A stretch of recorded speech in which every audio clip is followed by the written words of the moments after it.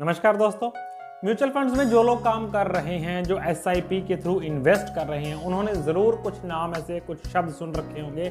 Mid cap, small cap, multi cap, flexi cap, large cap. लेकिन आप में से बहुत लोगों को आज भी, चाहे वो कितने भी सालों से इन्वेस्टेड हैं, इन वर्ड्स के मतलब पर्टिकुलरली नहीं पता होंगे। आज के इस वीडियो में हम इन टर्म्स को अच्छी तरह आपको समझाएंगे और बहुत ही सरल भाषा में बहुत जल्दी आप समझ भी पाएंगे कि ये टर्म्स हैं क्या, इनका मतलब क्या है। दोस्तों, लार्ज कैप, मिड कैप और स्मॉल कैप, ये तीन तरह की कंपनी साइज की कैटेगराइजेशन है। कंपनी साइज कैसे डिसाइड होता है? कंपनी का साइज डिसाइड होता है उसके मार्केट कैपिटलाइजेशन को लेकर।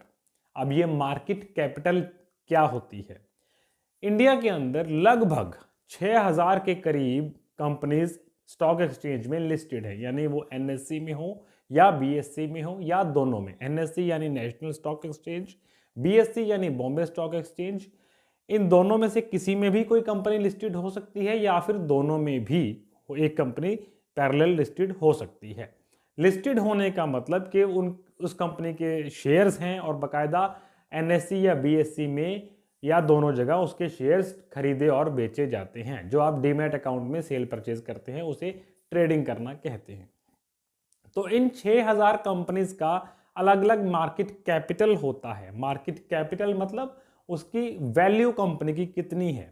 जिस कंपनी की सबसे ज्यादा वैल्यू है वो नंबर 1 कंपनी है, इंडिया की सबसे बड़ी कंपनी। मार्केट कैपिटल या कहें वैल्यू डिसाइड कैसे होती है? उस कंपनी के जितने नंबर ऑफ शेयर्स एनएससी और बीएससी पर ट्रेड हो रहे हैं, जितने शेयर्स मार्केट में हैं, उसके number of shares multiplied by price of that share. एक शेयर के जो कीमत है उससे टोटल नंबर ऑफ शेयर्स को अगर हम मल्टीप्लाई करते हैं तो वो टोटल मार्केट कैपिटल उसका निकल के आता है, जिसे मार्केट कैप शॉर्टकट में हम कहते हैं।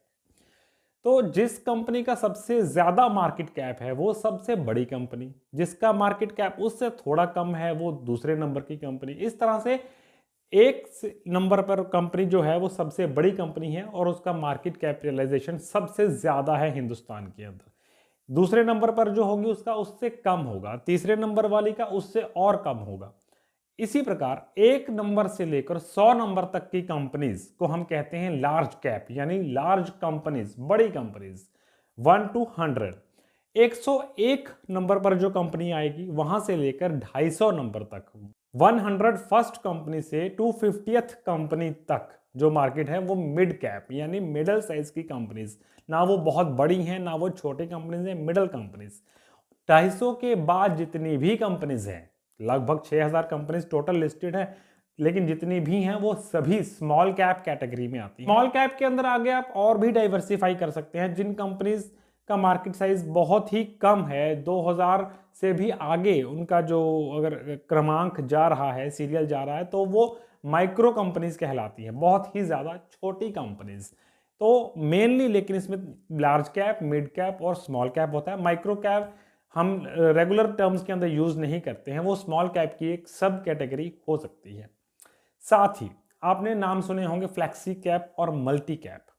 फ्लैक्सी कैप और मल्टी कैप कोई कंपनी का कैटेगराइजेशन नहीं होता, यह सिर्फ होता है कि फंड मैनेजर किस तरह से आपके पैसे को डील करता है।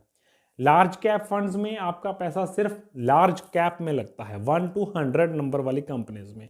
मिड कैप में केवल 101 से 250 वाली कंपनीज में और स्मॉल कैप में 250 से अबव वाली स्मॉल कैप्स के अंदर।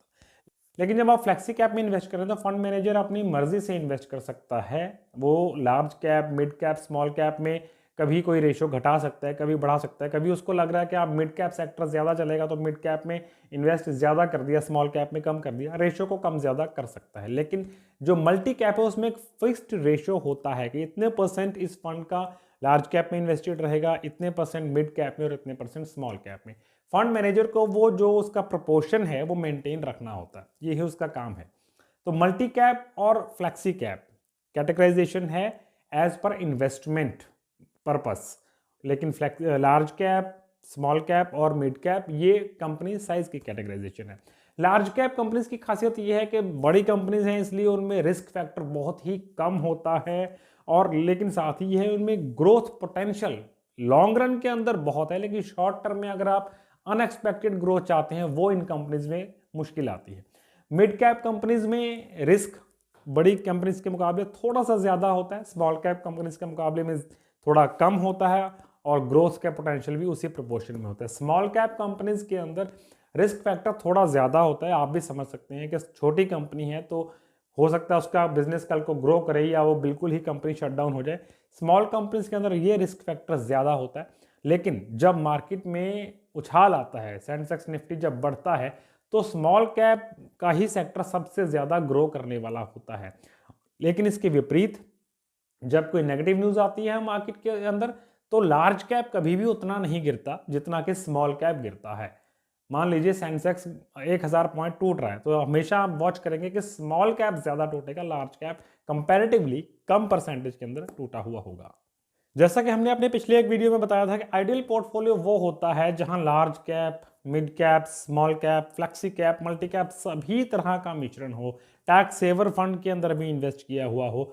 तो टैक्स सेवर फंड, ये भी एक टर्म आप डिस्कस कर लेते हैं। टैक्स सेवर फंड्स भी होते हैं। टैक्स सेवर फंड्स हर एएमसी का अलग अलग हो सकता है। कोई टैक्स सेवर लार्ज कैप में इन्वेस्ट कर रहा है, कोई टैक्स सेवर मल्टी कैप में इन्वेस्ट कर रहा है। तो टैक्स सेवर एक अलग तरह की कैटेगराइजेशन है जो 3 साल के लिए लॉक इन के साथ आता है, लेकिन कभी भी मल्टी, स्मॉल या मिड कैप आ रहे हैं वो लॉक इन के साथ नहीं आते हैं। ये जितनी भी हम चर्चा कर रहे हैं ये इक्विटी फंड्स को लेकर कर रहे हैं, इसमें डेट फंड्स का हम नाम नहीं ले रहे हैं। डेट फंड्स की कैटेगरी के साथ चलेंगे तो फंड्स और भी ज़्यादा तरीके से कैटेगराइज हो जाते हैं, और भी ज़्यादा उसकी डाइवर्सिफिकेशन है, जिसे आज के वीडियो में डिस्कस नहीं करेंगे।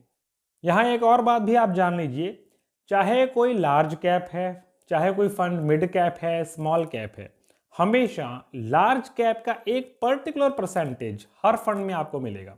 जैसे सपोज करिए HDFC बैंक है, ये है तो एक लार्ज कैप कंपनी क्योंकि बहुत बड़ा इसका मार्केट कैपिटलाइजेशन है, लेकिन ज़रूरी बिल्कुल भी नहीं है कि सिर्फ ये लार्ज कैप में ही है। लिक्विडिटी को मेंटेन रखने के लिए कोई भी फंड मैनेजर मिड कैप और स्मॉल कैप के अंदर भी HDFC बैंक का एक छोटा सा प्रोपोर्शन जरूर रखता था कि कभी भी मार्केट क्राइसिस के समय में ऐसा ना हो कि स्मॉल कैप्स के अंदर सिर्फ सेलिंग ही सेलिंग देखने को मिले, और अगर जो कोई रिडेम्पशन लेना चाहते हैं क्लाइंट्स, जो इन्वेस्टर रिडेम्पशन लेना चाहते हैं, उन्हें रिडेम्पशन का मौका ही ना मिले। वो रिडेम्पशन उस समय प्रोवाइड करता है लार्ज कैप, जैसे कि HDFC बैंक। नाम इसलिए ले रहा हूँ किसी फंड का, किसी कंपनी का, क्योंकि सिर्फ यहाँ समझाने के लिए बताना जरूरी है। अदरवाइज लार्ज कैप अकेला HDFC नहीं है। लोग कमेंट में लिखने लगते हैं वरना कि आपने HDFC बैंक की फेवर की, ऐसा बिल्कुल नहीं है। 100 कंपनीज हैं, गूगल करिए आप, 100 के 100 कंपनीज लार्ज कैप की जो इंडिया में है, सभी के नाम आपके सामने आ जाएंगे। दोस्तों आज की वीडियो पे इतना ही। तो अगर कोई आपके सवाल हैं तो कमेंट बॉक्स में जरूर पूछिए। कैपिटल ग्रोथ चैनल को सब्सक्राइब और वीडियो को लाइक करना ना भूलें। Thank you.